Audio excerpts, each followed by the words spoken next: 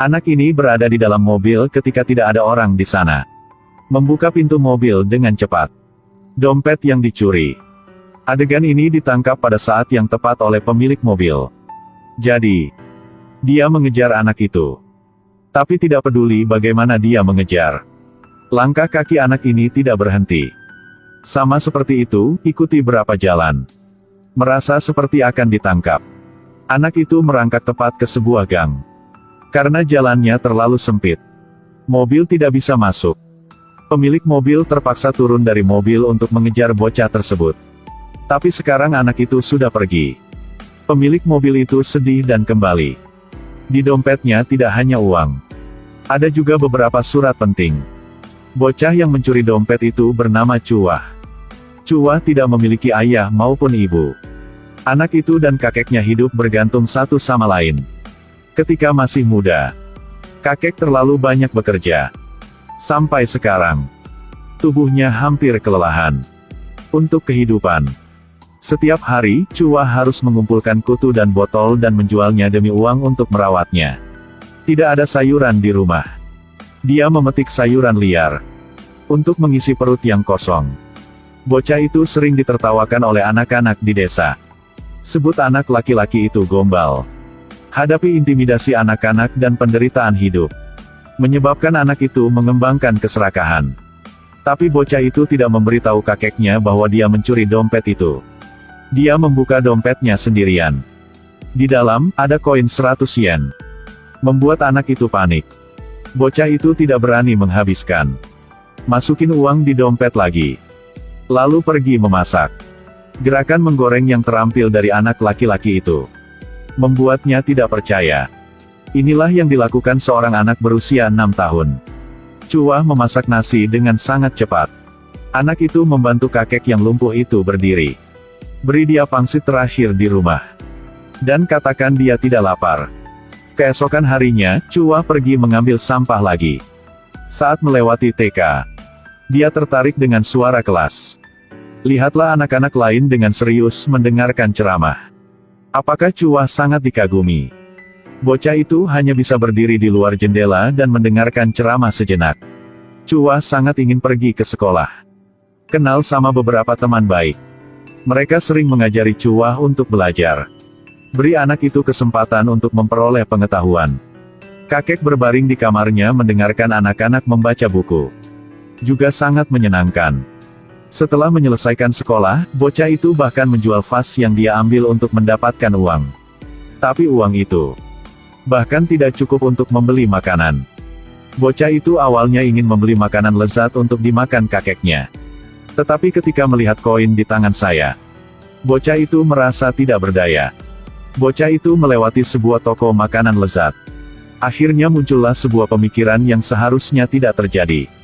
Bocah itu mengeluarkan uang 100 dari dompetnya. Beli paha ayam dan sayur campur. Dia ingin memberi makan kakeknya. Karena mereka berdua sudah tidak ingat lagi. Sudah lama tidak makan daging. Tapi ketika kakek bertanya dari mana mendapatkan uang itu, Cuah berbohong tentang uang dari penjualan botol. Tapi kakek tidak percaya.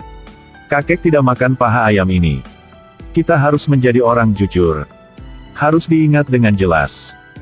Jadi tidak ada moralitas. Dia membuang, dia tidak makan. Cuah menangis dan berlari keluar. Menjelang sore, bocah itu tidak kembali. Pada saat ini, di luar guntur bergemuruh. Hujan turun dengan deras. Bocah itu harus bersembunyi di sebuah rumah kosong untuk menghindari hujan. Cuah berpikir sepanjang malam. Bocah itu akhirnya menyadari kesalahannya. Jadi, bocah itu mengumpulkan keberanian untuk meminta maaf kepada kakeknya. Kakek memberitahu cucu. Mengetahui salah dan mengoreksi adalah anak yang baik. Dia juga menyuruh cucunya untuk mengembalikan dompetnya. Berkat informasi pada kartu ID di dompet, Cuah bertanya di mana-mana. Akhirnya sampai di rumah pemilik dompet. Tapi sekarang, pemilik dompet itu pergi lagi. Cuah hanya harus menunggu di luar pintu. Tunggu sampai sore. Akhirnya pemilik dompet pun mengantar pulang. Namun Cuah tidak berani melangkah maju untuk membayar dompet tersebut. Mengikuti pemilik dompet masuk ke dalam rumah. Karena dia tidak tahu bagaimana berbicara dengan pemilik dompet. Melihat pemilik dompet hendak memasuki ruangan, Chua ketakutan dan bergegas bersembunyi di dapur. Kebetulan pemilik dompet juga datang ke dapur untuk memasak mie. Chua harus bersembunyi di balik pintu. Saat ini, pemilik dompet keluar untuk menjawab telepon. Chua sangat lapar sehingga dadanya menempel di punggungnya. Lihatlah mie instan di depan. Bocah itu tidak bisa menahan diri untuk tidak mulai makan. Makan semua sosis. Setelah makan, baru ingat dia melakukan kesalahan lagi. Setelah pemilik dompet selesai menjawab telepon dan kembali. Sekali lagi, mie instannya habis. Ketika dia masih tidak mengerti apa yang sedang terjadi, Chua melemparkan dompet ke dalam melalui celah di pintu. Pemilik dompet baru saja melihat dompet itu. Baru mengerti. Dia mengejar keluar. Kemudian diam-diam mengikuti Chua. Dia ingin tahu kebenaran di balik ini. Saat ini, sang kakek mengkhawatirkan keselamatan cucunya. Tapi tubuhnya tidak nyaman. Bahkan tidak bisa keluar untuk mencari cucu. Tapi dengan sangat cepat, Chua kembali. Kakek akhirnya menghela napas lega. Mengetahui cucu membayar dompet seseorang, dia juga tenang. Pada saat ini, pemilik dompet juga datang ke sini. Lihat rumah yang bobrok. Dia juga mengerti mengapa Chua mencuri dompet itu.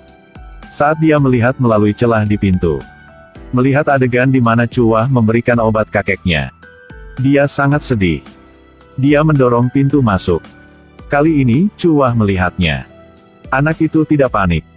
Dengan tulus meminta maaf kepadanya. Semoga bisa memaafkan ketidaktahuan dan kesalahan. Pada akhirnya, pemilik dompet memaafkannya. Kakek juga merasa bersalah sekarang. Karena cucunya yatim piatu. Sejak masih kecil, belum pernah ke sekolah. Dia sendiri tidak bisa mengajarkannya. Dia juga harus membiarkan Chua merawatnya. Pemilik dompet tahu segalanya. Dia memutuskan untuk membantu keluarga yang sulit ini keluar darinya. Ternyata pemilik dompet itu adalah kepala sekolah TK. Dia berencana untuk membiarkan Chua pergi ke sekolah dulu. Kemudian akan membantu kakek menyembuhkan. Untuk membuatnya mandiri. Hal ini membuat kedua cucunya sangat bersyukur. Begitu saja, di bawah bantuan kepala sekolah. Akhirnya Chua bisa sekolah. Anak laki-laki itu seperti anak kecil lainnya.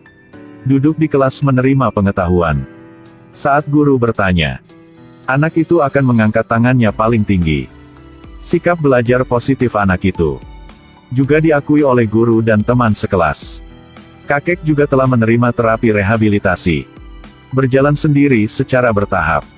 Bisa mengatakan, kepala sekolah ini memberi mereka kesempatan untuk hidup kembali.